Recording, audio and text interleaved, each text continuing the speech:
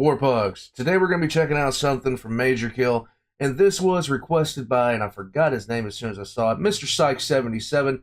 This is What If the Emperor Fought for the Entire Horus Heresy? I'm going to be so glad to have that noise out from behind me. You guys have no idea, but, what would have happened if the Emperor fought for the entire Horus Heresy? There wouldn't have been much of a Horus Heresy. Especially if he had responded to the drop site, Isfon 5. You know, I don't think that there would have been much of anything that they could have done to stop him. You got to remember, the Emperor was strong enough psychically to put an entire Space Marine Legion on its knees. I don't think that if he dropped in with 10,000 custodians, there would be much that, you know, the traitors could do to them. There just would not have been a Horus Heresy. Not in... It would have been very, very short-lived. I'll just say it like that. The Horus Forethought or something like that. We would have been calling it that.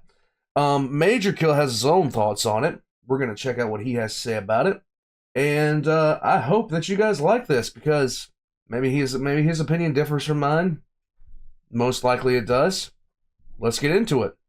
G'day guys and gal. Although on paper the Horus Heresy should have been a stomp for the Loyalists since it was 9v9 Primarchs with the Emperor and his custodians on one side, which is worth way more than multiple Primarchs and their legions. However, the traitors were crafty and they opened up the Heresy by taking out 3 Loyalist legions, isolating the others, but most importantly of all, getting the Emperor's Webway project sabotaged, thus requiring the Emperor to spend almost the entire Heresy stuck on the Golden Throne, with his custodies, Sisters of Silence, and a large Imperial force getting decimated as a result. But what if the Webway project was never sabotaged and the Emperor was free to leave the Golden Throne as he pleased? What if the Emperor was able to take the fight to the traitors directly, off of Terra? Would it be a stomp? Do the traitors still have a chance? It's an interesting question that I'll answer today. Before we get started, I want to share a bit of a fun fact that a fair few of you may not know. For the major mini range, we have the Golden Warriors, that being Ra, the Shadow Warden, and the Golden Dreamer, and Kitten. Well, all of them, bar Kitten, are actually based on and inspired by the various angels from Diablo.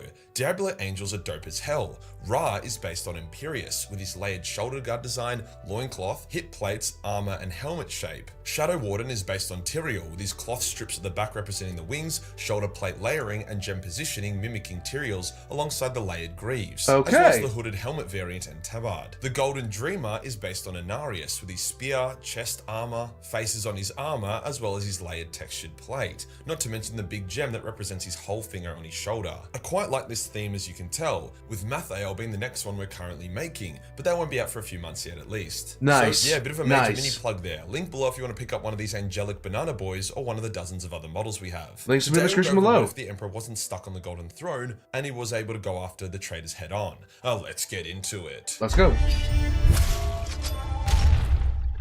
Okay, so to set the scene, we want to move the camera as closely as possible. So the Heresy does begin with the Emperor on the Golden Throne, helping stabilize and keep open the human webway while his Mechanicum forces stabilized and built upon it. However, in this version, Magnus does not attempt to breach the webway in order to warn his father of Horus's betrayal. He instead honors the Edict of Nicaea, and he physically heads to Terra with his legion to deliver the warning in person. Well, the first thing that would happen would be Chaos shitting the bed at this unexpected turn of events. Titsnitch would stir up the warp a lot around Prospero, delaying the Thousand Suns. You could honestly create your own book out of it, with the effort and challenges the Thousand Suns would face, on par with the flight of the Eisenstein or the White Scar's challenging journey home. The flesh change would also accelerate within the Legion as Titsnitch increases pressure on them. However, it has been shown that mental discipline and not using warp powers does slow or even stop the flesh change, and this version of Magnus and his Legion was more restrained, so it's not like everyone just turns into a Chaos Spawn. Either way, Magnus would make it to Terra, but in true Grimdark style, he would be slightly too late to warn the Emperor, with the events and plans of the Heresy already been set into motion. For drama's sake, let's say he gets to Terra just as the Iron Hands, Salamanders, and Raven Guard head to Isfan to take down Horus. You may be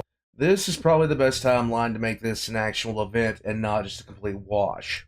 wondering why the Emperor wouldn't lead the Isfan counterattack himself if he isn't stuck on the Golden Throne, and the answer is that he still kinda was. His presence on the Golden Throne is what is forcibly keeping the human webway open and stable. If he hopped off, most of it would collapse and seal itself off from humans, as the webway is like a sentient organism with its own immune system that targets non-Eldar intruders. The Mechanicum was stabilizing it, meaning eventually he would not need to keep it forced open, but for now he did. Horus was also expected to be crushed pretty easily by the 3 Loyalist legions, who were supposed to get backed up by the Night Lords, Wordbearers, Iron Warriors, and Alpha Legion, not betrayed by them. So the Emperor didn't want to jeopardize the Webway, which he saw as way more important than Horus's rebellion, if he didn't have to. The Heresy kicks off in similar fashion. The 3 Loyalist legions are crushed, the White Scars are isolated at Chondax, the Dark Angels are sent to the corner of the galaxy, and the Ultramarines are ambushed by the Wordbearers, which kicks off the Ruinstorm. The Blood Angels are sent to Cygnus Prime, where they are ambushed. AKA, shit starts super bad for the Imperium.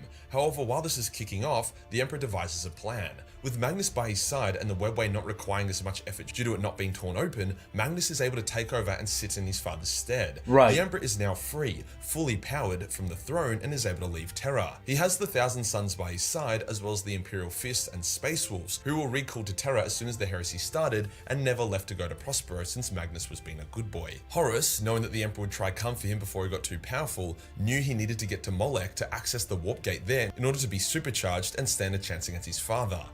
I don't know if the Emperor would take the Thousand Suns with him.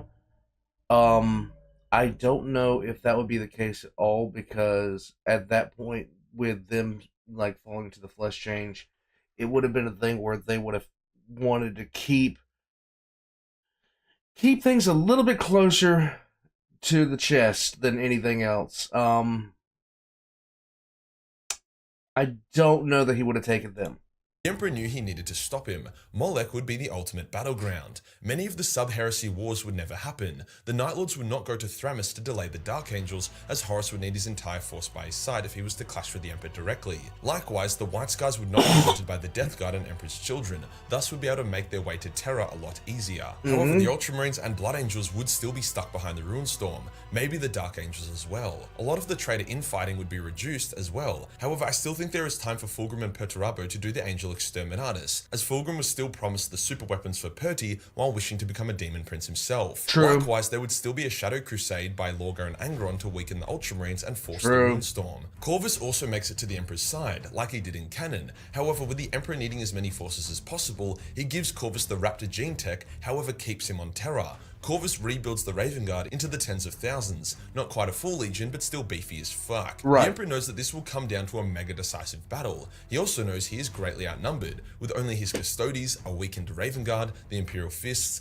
Thousand Suns, and Space Wolves against 9 traitor legions. So his first order of business would be to try reach out to the Ultramarines, Dark Angels, and Blood Angels, as well as the White Scars, that he is alive and he needs their aid. For the story's sake, let's say there is a special world or some shit that has a Xeno device on it that can amplify psychic messages and get through the Ruinstorm. The traitors also know of it, but don't want to face the Emperor in full force before Moloch, so they send the Alpha Legion. Although torn, Alpharius decides to stay traitor, as he still believes that the Emperor would rather humanity die via Horus winning than the galaxy becoming a chaos-infused hellhole. The Emperor takes most of his army to this Xeno device, leaving Magnus on Terra to keep the Webway stable, with Alexis, Pollux, and 30,000 Imperial Fists also staying behind his garrison. That would make the sense. Xeno device world, however, the Alpha Legion show off an extremely impressive display of power, misdirection, and scheming, using their legion of nearly 500,000 Marines. It was always suspected that the Alpha Legion's size was the largest due to their low casualty method of war and stable genocide, but now Alpharius proves it. Through a lot of battling. Oh, okay, so yeah, that's headcanon. That's headcanon. Okay, I get it. Trial, the Emperor reaches the Xeno devices and begins broadcasting to his lost sons, while Dawn, Russ, Korax, and their legions contend with the Alpha Legion. This is just as Alpharius had planned though, as he sneaks up on the Emperor and prepares to assassinate him. As he strikes, his spear is blocked by another. Constantine Valdor parries his blow and pushes him back. These two had briefly dueled before in canon lore, with both believing themselves to be the greater warrior. Now, they can finally prove it. The Emperor is totally engrossed in reaching out to his Primarch son, so he cannot help Valdor. The two spear-wielding demigods clash in a flurry of strikes, blindingly fast, so that even a Space Marine would be unable to follow along. Both warriors land blows, both warriors bleed. Alpharius begins to speak of how what he is doing for the Emperor, for humanity. Valdor stays quiet. Eventually, however, towards the crescendo of their duel, Valdor has had enough. He cuts off Alpharius' frantic ranting with one word: loyalty. He says, "The thing that you do not understand is that true loyalty is not scheming, manipulating, or interpreting your own duty to fulfill your own prideful desires. It is following without question, not because you want to or believe in the cause, but because you are loyal. I know I am a creature, made by the Emperor as a tool to fit his design. I know I've never lived free and likely never will, yet I do not, as I have loyalty above all else. Now shut Shut up and die, traitor. Valdor pulls off a stunning move, weaving past a perfect killing blow from Alpharius as he steps inside the Alpha Legion Primarch's guard, Guardian Spear whirling. He slashes it up across Alpharius' chest, then within a millisecond, it is spin and cut 3 more times. Blood sprays from Alpharius' chest as he stumbles back. Despite the horrific injury though, Alpharius strikes back, a blindingly fast blow that Valdor, in his exposed state, will not be able to stop. However, it never lands, holding in place a centimeter away from Valdor's heart. The Emperor steps forward, his psychic might holding back the blow and locking the wounded Alpharius in place. Alpharius says, "My lord, I did this for..." "Enough, Alpharius," the Emperor says softly. "Enough. You were to be my blade in the shadow, my fail-safe against treachery, but you became the very thing you were made to safeguard against. You do not know me better than myself. The amount of lives that would not have been lost had you remained loyal, the amount of pain. This is enough." With Valdor, the Captain General strikes Alpharius' head off with a clean single stroke, and with a flash of light, Alpharius is no more. With Alpharius gone and the Emperor re-entering the battle... Okay, so I'm not sure that Valdor would be able to do that, but if there was any Primarch that he'd be able to, trade blows with, if there was any single Primarch he'd be able to trade blows with, it would be Alpharius. Alpharius was, size-wise, physical strength-wise, all those categories weaker than his brothers, which they had no problem showing that he was weaker. But I even still, I don't think that Valdor will be able to do that. Just do that to him. The Alpha Legion breaks and flees back into the void. The signal was sent and received. The armies of Imperium Secundus rush to brave the Ruinstorm and push to Moloch, just as the White Scars and Vulcan do as well, hoping they can reach it in time. The Emperor and his fleet arrive at Moloch as it is under siege. The traders have already landed on the surface, with all 9 trader legions. Mortarion, Angron, and Fulgrim have all ascended into their Demon Prince forms, hence the defenders are falling much faster than in canon. The Emperor leads a spear tip to break the traders' orbitable blockade, using his flagship and the phalanx to punch a hole through the heretics. In return, the traders use the Wordbearer megaships, the Abyss class, to fight back and prevent the Loyalists from taking the space advantage.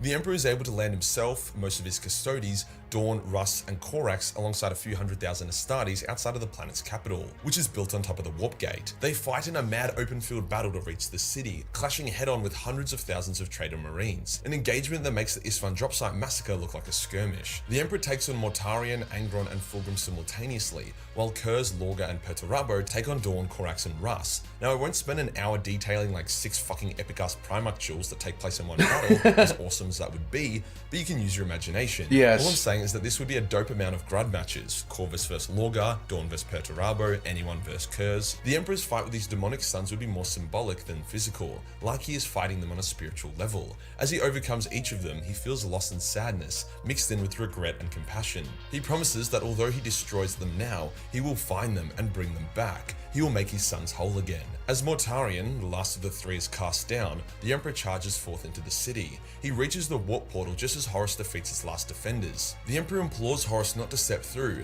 that it isn't too late to make things right. Horus looks at the Emperor, his face conflicted and sad, but then it hardens with resolve. He simply says, "Liar!"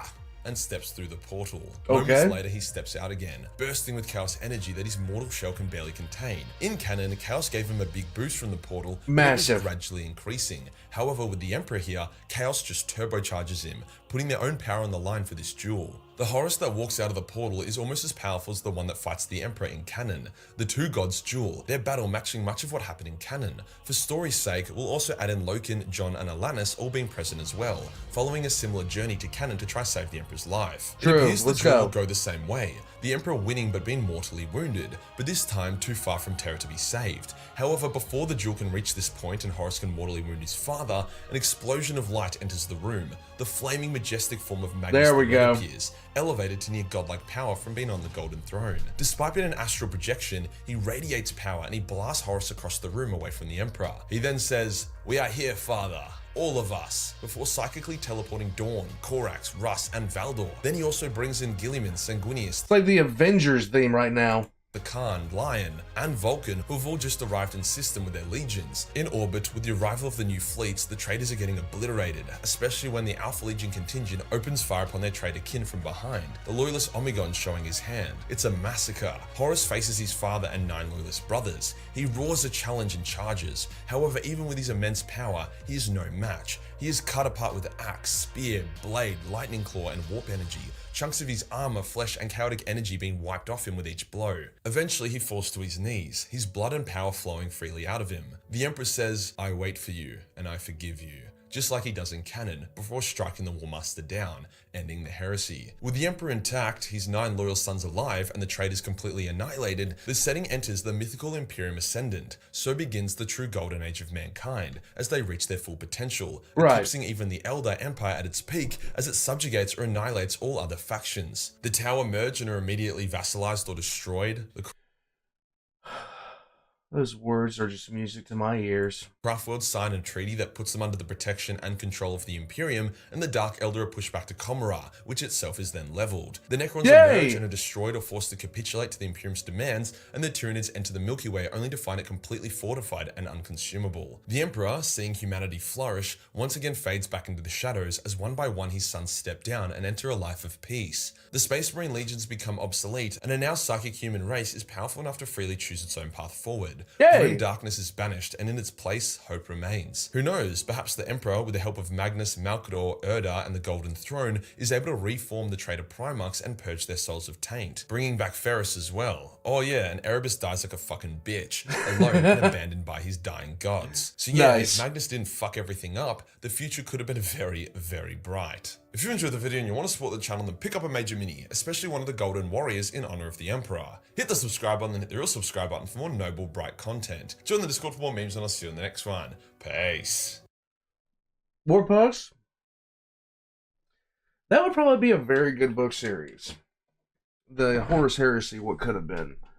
But we all know what happened. The only way to make a story out of it would be for Magnus to warn the Emperor before, like, when he said after the Isfahan 3, after Isfahan 3 and Isfahan 5.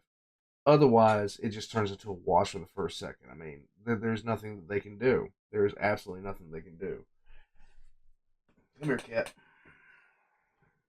It was after Moloch that Horus really fell off the wagon, that he became so strong. And yes, he did beat the Emperor. He did 100% beat the Emperor in the Vengeful Spirit over Earth during the Horus Heresy. But he got tricked. He got tricked by the Emperor and let go of most of his power. And by the time he got it back, he couldn't really defend himself. Warpugs, this is probably the best example of an alternate timeline in 40K. As far as the Horus Heresy goes, I've heard some weirdness about the Horus Heresy, where people, give alternate timelines, but this is probably the easiest one. Ferris still dies, but aside from that, no one else does. Unless you're to look at the traitor side. Ferris would go on to be like a celebrated hero. Warpugs, all the major kills links are in the description down below. I'm going to head out from here. I hope you guys have had a great weekend, and I will catch you guys next time. Be sure to like, comment, subscribe. I'll see you guys on the next one.